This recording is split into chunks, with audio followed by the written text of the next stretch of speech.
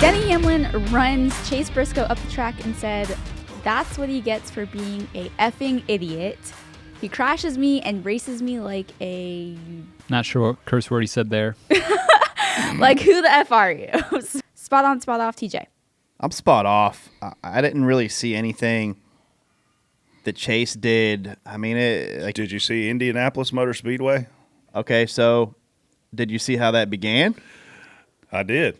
Did you see that Chase Briscoe was not even supposed to be out there? He's being black flagged. Well, why don't you Chase was do also, a quick recap? And, Chase Briscoe was also supposed to be on the racetrack, too, and he got a little help there twice.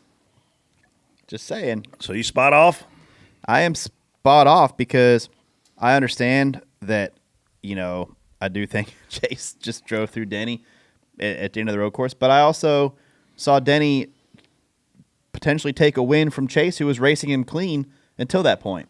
Denny ran. I watched Denny run him off the track on the left-hander, turn 2, and on that restart in turn 1, I'm clearing you, and I'm going to clear you myself. Which, hey, great move. And this is Indy.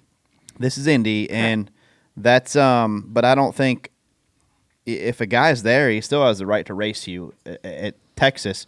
Granted, it's not fun. We had to pass a couple guys yesterday, and what can you say? I mean, you can't really. The guy's racing; he's supposed to be there. I'm spot on. It goes back to Indy, and now here we are. 6 weeks later, talking about it. More than that, another rivalry, and I think this is a good thing for the sport.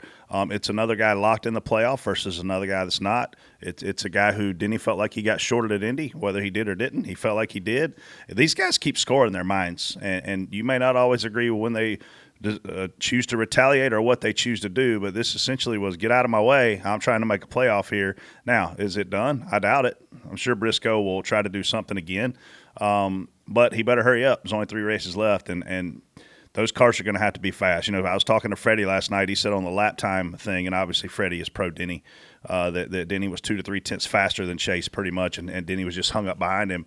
And that's frustrating. I mean, that's what Kyle is talking about, that accordion effect, the fact that it's so hard to pass. Track position is so important. Pit crews more important than ever. Restarts more important than ever.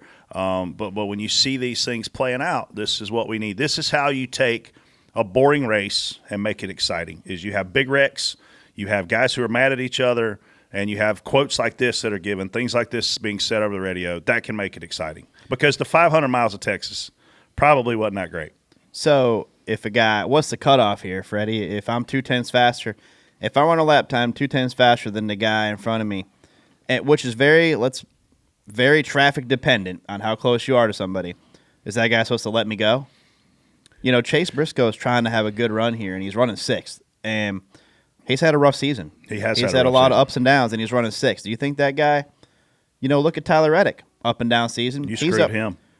Who, me? Yeah, you picked him.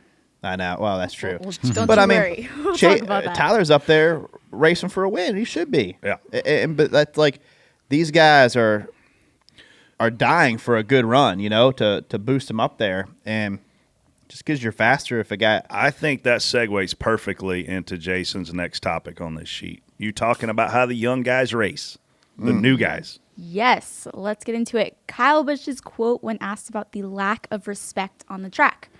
Jason? Post-race, Kyle said, "The way this has all gone the last 4 to 5 years with the new generation coming in has completely ruined it from what it used to be.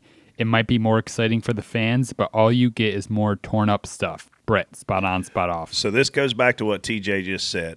Back in the day, if a guy was 2 to 3 tenths faster than you, if you saw him getting bigger in your rearview mirror, if your spotter or crew chief was giving you information, when that guy got position on you, you literally let him go. It was a gentleman's agreement. The gentleman's agreement with this particular package, and I'll blame the package for this as much as the drivers, it's so freaking hard to pass that you cannot get that spot back if you ever let them go. So to me, Kyle's frustration is actually unjust against the drivers. It should be pointed – his frustration should be pointed at how freaking hard it is to pass, and I think it was when he gave the email address out over his radio to the world to email Mr. Steve O'Donnell, who, oh, by the way, is a NASCAR Executive Vice President and Chief Racing Development Officer for NASCAR. Yeah, he is right, because there's not nearly as much respect as there used to be. There definitely isn't. But I'm not, like, back then he was one of the kids when he came in there. This is how he drove. I think when Kyle came in, he wrecked a lot when he came in. But he drove hard. He raced guys hard. He was out of control racing hard. As Kyle got better, and as he got better and better, he was racing against better guys as well. And he learned. We freaking changed the age limit because of how good Kyle Busch was. We didn't want Kyle Busch coming in here at 16 years old. He was the first young one that and was winning really, Busch Series races at the time. Yeah. So what do? They said you got to be 18 to run this class, because they didn't want to take their product and say, hey, a kid that's only 16 is capable of coming in here and kicking Dale Earnhardt Jr.'s butt. Yeah, he was definitely the first really young one that I can remember coming in there. But right now you have to race like this for points. I mean, you need every point you can. I mean, it's just how it is. But like, the cars didn't used to drive like what they do now. You didn't used to be able to change lanes in the corner and move the air like we did. No. Like, we literally drive the wake where we want to put the other guy in the dirty air, and we can do that because how the cars handle. Yeah. And you didn't used to be able to do that back in the day with the big horsepower and stuff. You just you just drove the heck out of it, you know. And these guys are still wheeling it now, but it's just a different mentality, and it's just the product has created it too. Do you want to get an amazing offer on your home? If so, visit OfferPad.com. And within 24 hours, they'll make an offer to purchase your home. Make sure when you visit OfferPad.com, you tell them you heard about them through their NASCAR partnerships.